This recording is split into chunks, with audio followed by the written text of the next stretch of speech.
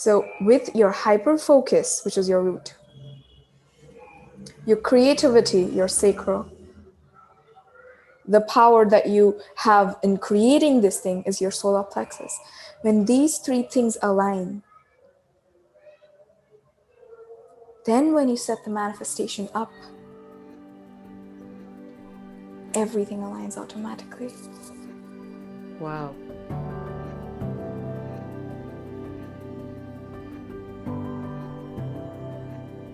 So welcome everybody. I'm so delighted to be here with the beautiful and infinitely wise Brija Bani.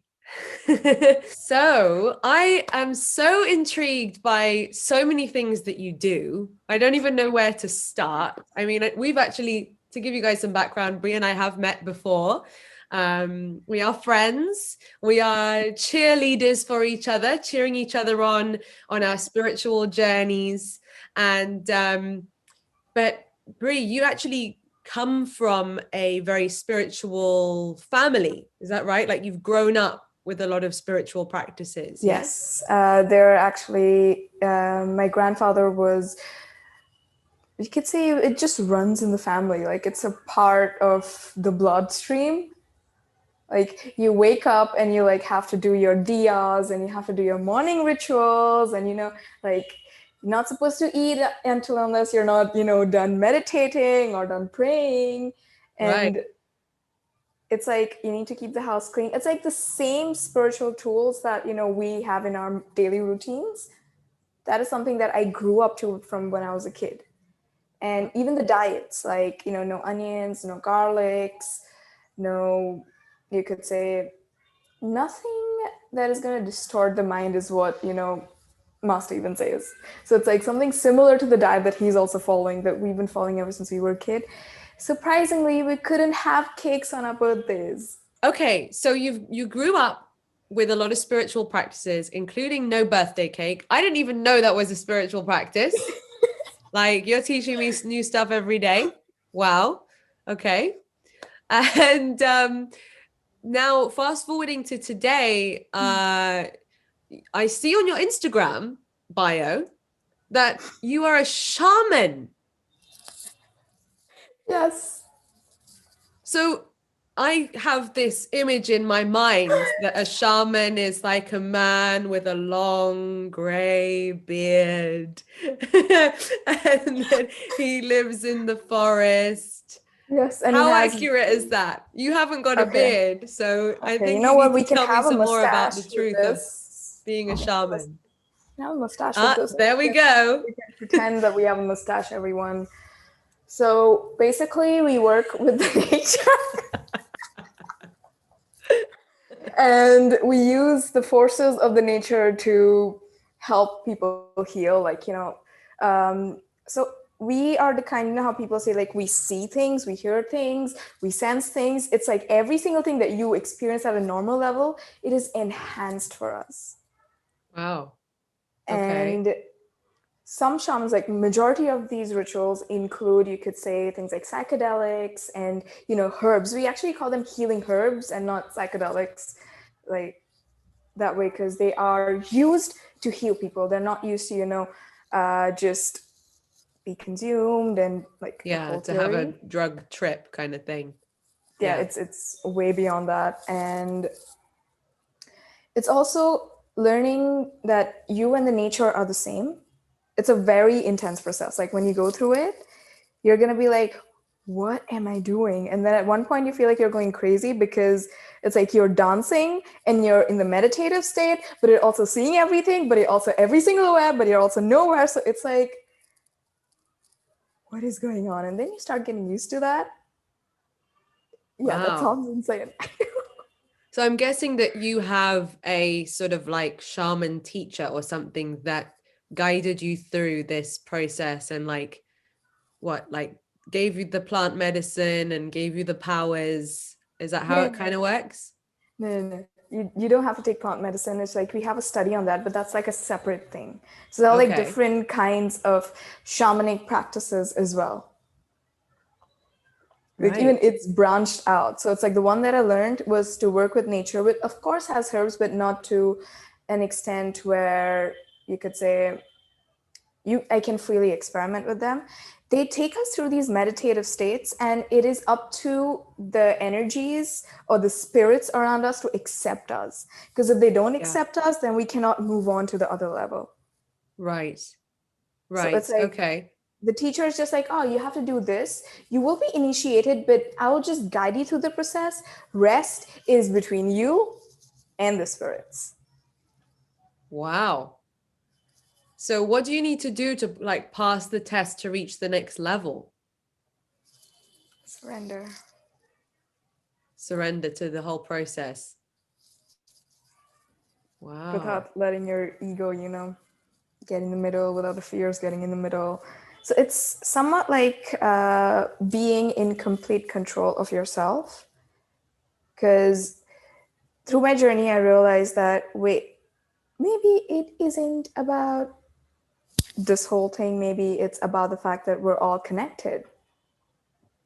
And we don't really need languages. We don't really need anything. We just need our nature. We need, you could say, just ourselves, our energies, and that's more than enough. Building a sustainable routine is also very important, but protection is also very heavy in our practice. So when you're going through the initiation, at first your mind is gonna be like, what the heck is going on? Like, what are these crazy people making me do? Like, why should I dance to this meditation? Why should I do this? But then it is up to you to silence that mind, surrender completely to it. And there may be times where animal spirits may physically take these forms. Because like, we believe that animals are carriers between, the spirit world and this world, that way. So during my initiation process, I had a lot of cats around me, a lot of cats. I don't know how they came, but yeah, we had a lot of cats. Yes, I've heard they're a very spiritual animal. They are. It is very Cats interesting. and dogs, and they have different purposes, right? Dogs are like earth angels. Cats, I'm not sure so much what their role is. What are the cats for? You could say, they just watch every single thing. They're also in a way related to the goddess energy. Right. Okay. So, because it's like the cat is more of a feminine, but a powerful animal, but they can literally see through the veils of, the spirit and this reality. Even dogs can do, but dogs don't give much attention to it because they're like, that's there. But cats will just keep staring at that wall for 5 hours and you have no idea why your cat is staring at the wall. But why is the cat staring at the wall? Because there is something over there. Ah, I see. Wow. Fascinating. So since you've gone through this initiation, and I'm assuming that you have sort of been upgraded to several shamanic levels so far, and there's probably still more to go. But how has that changed your day-to-day life? Like, do you now see and hear things that you didn't see or hear before, or is your life kind of still pretty normal? Well, I need to ground to be normal, because if I don't ground myself, I might just go insane. Because after my initiation, so I made a huge mistake. Please don't make that mistake. I just got done with my Reiki master level attunement. Like, I got all 3 attunements together, which like opens you up. Like, it's like a bottle just popping you open. It was something like that. And then I got the shaman initiation, so it's like even more popping. So they're like, I think this girl doesn't know how to slow down, so we're gonna like make her see a few things. And in the beginning, it was really hard because you know how we say that you start seeing the good, but you also see the bad. Yeah. So I started having dreams. I started having these intense visions on what's gonna happen in the world. These messages started coming in because, of course, I popped this lid open without even knowing.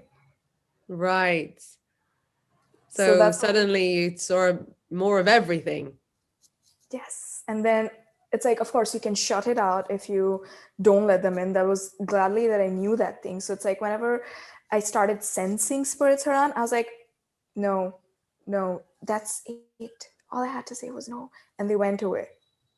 But of course, the good comes in, even the bad starts coming in. So when the bad comes in, that's when, things like anxiety and fear and all of those things started coming in. So I would say this is not a path for everyone. And even if you're doing, it's best if you have a teacher who's like there to calm you down mentally, because if you're not mentally prepared for this, I would not recommend anyone to go through this, because it's like, it's, you know, it's one of those rudest awakenings that you go through where you're like, shit, I'm lost, but I'm also found at the same time. Wow. Yes. Sounds like an uncomfortable but amazingly awakening journey. So amazing. So I'm assuming that by you receiving these extra sort of abilities or, you know, insights, that it's not just for you, it's so that you can do things maybe to help people in new ways. So do you have clarity yet on, you know, what you're meant to use these gifts for? Yes. It is, you could say it is very clear. It's like, you know, it's like I close my eyes and you can see it like properly, like not just here, but like even in here. So using abilities, like, you know, it's like shamanism is not just, I'm going to call the spirits and I'm going to talk to them. It's about, in this, we believe that, again, it's the same to spirituality. It's like we have two energies. We have the masculine and we have the feminine energy. So we need to first balance them both. So the thing that I learned was first to balance these energies, cleansing all the past trauma. And that's how I got this weird ability where I can just look at your face and I can tell what are your galactic origins, are you a starseed or no, and your abilities with chakras powerful. I'm like, wow, I can just look at a person's face. What do you see? Okay. I want to know. No one's ever told me before. This is going to be interesting. Okay.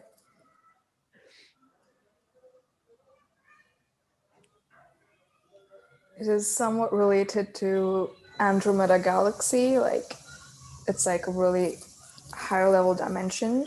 But you also have a bit of Cirrus mixed in you. So it's like, it's a combination of these two. And it's like, they are really advanced in technology and, you know, coming up with new things. And your solar plexus is very powerful. Like My your solar core. plexus. Yeah, your core is like really powerful. Like you can go through so much, but you're still gonna be like be able to push through it.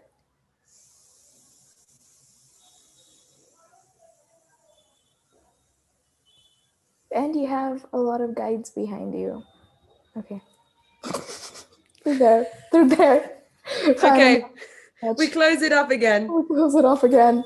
Yeah, it's like the moment I start seeing the guides, I'm like, okay, I'm not gonna say anything. We're not gonna do this. Yeah, Maybe another time. If you're comfortable with it, I'd love to get to know my guides a little better, but maybe another time when we're not being watched by live. so many people. Yes. That can be a private chat. Yes. Thank Yeah. you. Wow. Thank you so much. And I know that might be even a bit exhausting for you. So thank you.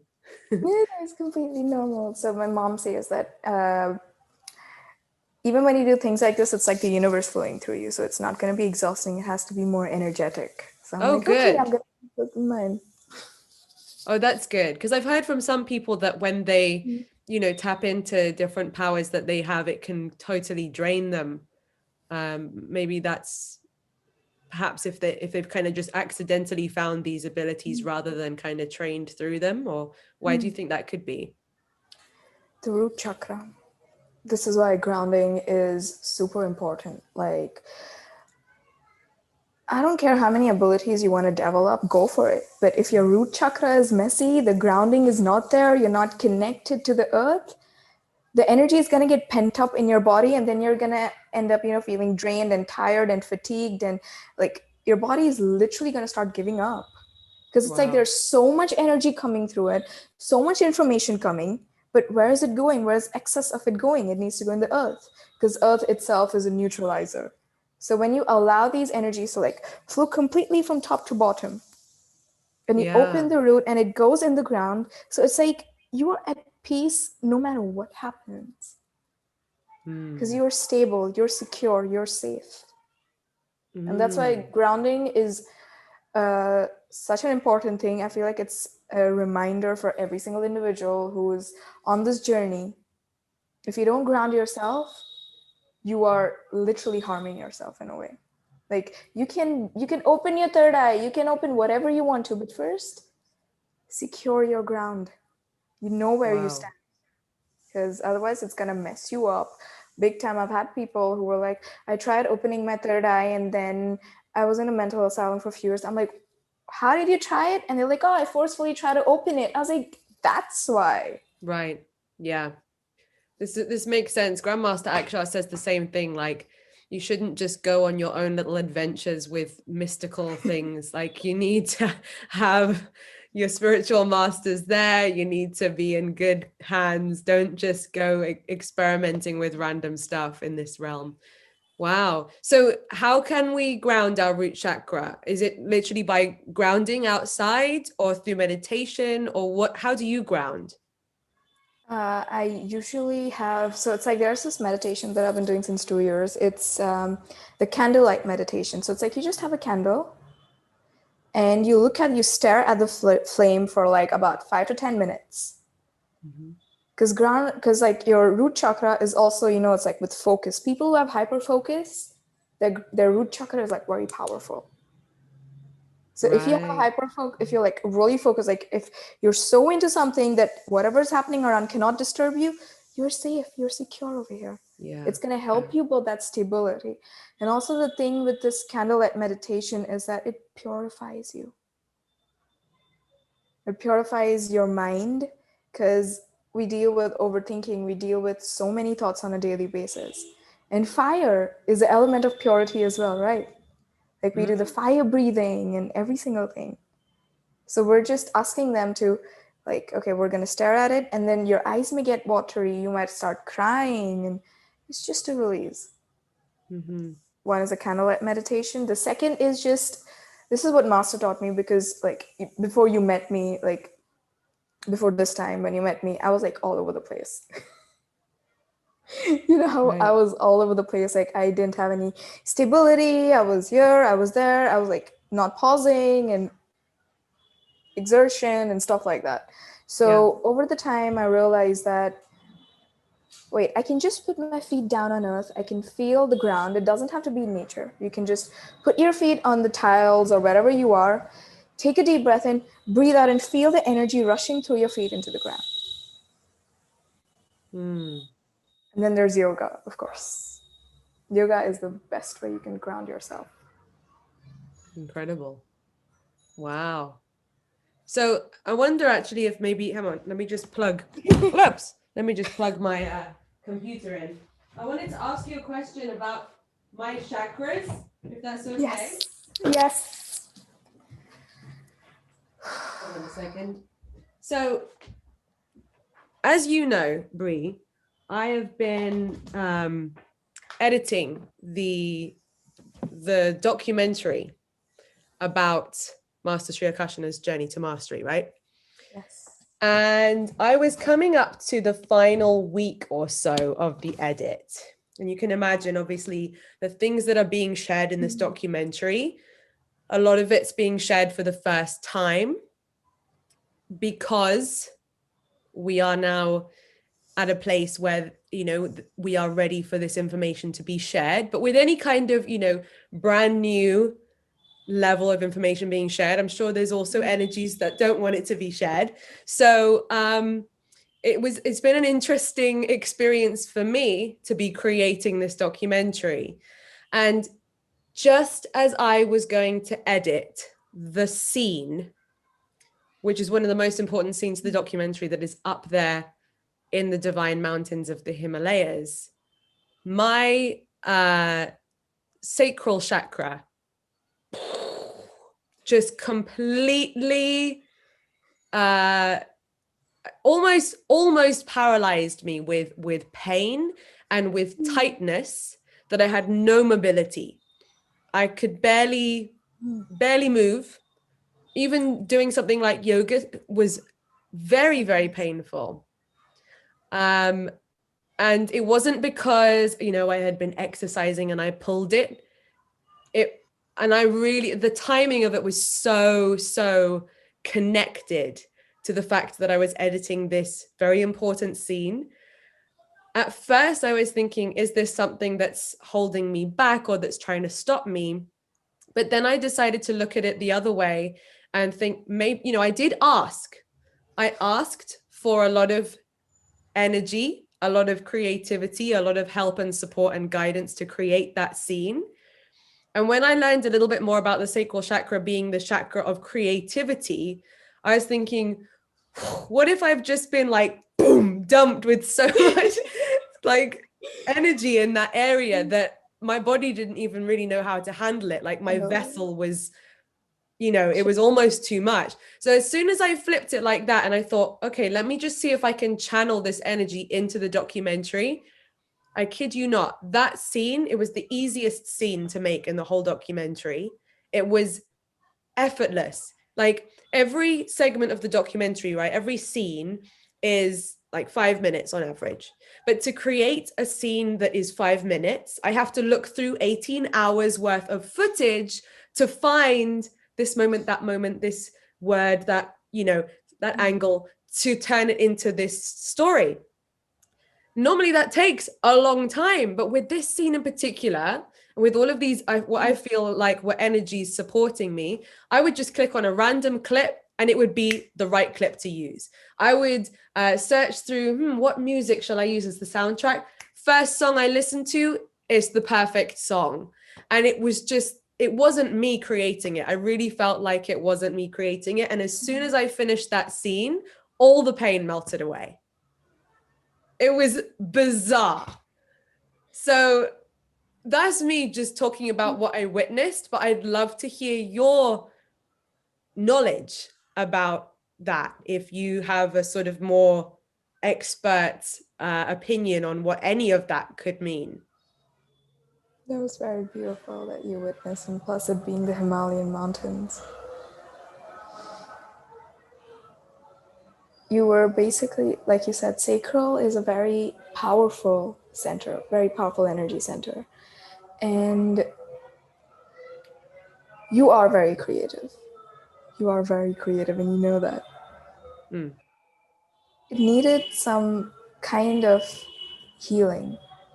That the moment that you went through, that uncomfortable moment that you went through, there was some sort of release that needed to happen.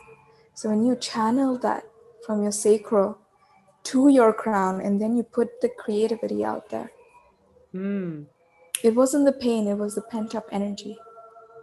So you cannot create the energy, you cannot even destroy it, you can just transfer it from one thing to another. Right. So with your hyper focus, which is your root, your creativity, your sacral, the power that you have in creating this thing is your solar plexus. When these three things align, then when you set the manifestation up, everything aligns automatically. Wow. So you witnessed something like that. And when you said it wasn't you, it is probably, I'm getting chills while I'm saying this. It was you experiencing the power of oneness, that what we are as individuals. Because when you said it wasn't you, you completely surrendered to an energy that is higher than you. Yeah. You're like, I'm going to try my best. If it happens, it happens. If it doesn't happen, it doesn't happen. But I'm going to give it my best. Yeah. And your body and your mind were like, cool, we're going to prepare for this one. You're mentally prepared. True. And the lower chakras are related to the goddess energy.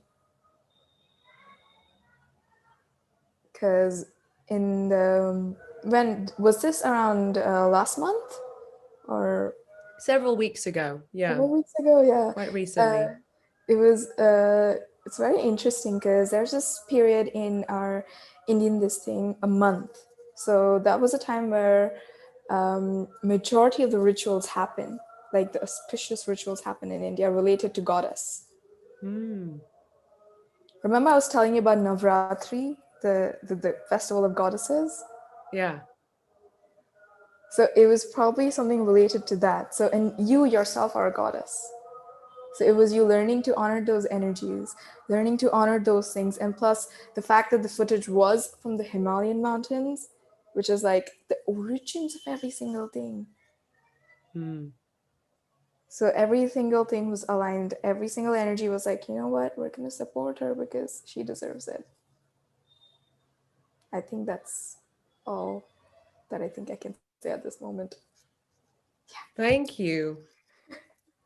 That was lovely to hear. Lovely confirmation, and yeah, very nice to hear. Thank you. Yeah, it takes me a while to get Amazing. that. Well, this has been great. I feel like we've only just touched the tip of the iceberg. I would love to have another conversation with you soon where we can talk about astrology. I feel like that's a whole nother topic. I know you're an expert at astrology, and no doubt even more things that I don't even know about. I feel like such a beginner next to you, but I just love learning more and more and more from you. So thank you, Bree. This has been beautiful. Thank you, and thank your whole family, all your ancestors, because I know a lot of it is, passed down from generation to generation. So thank you to all your ancestors as well.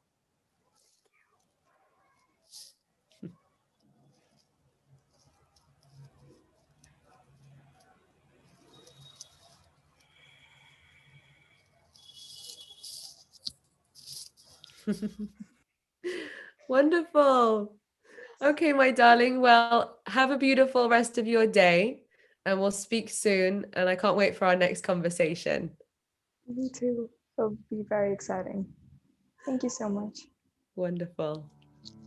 Bye for now.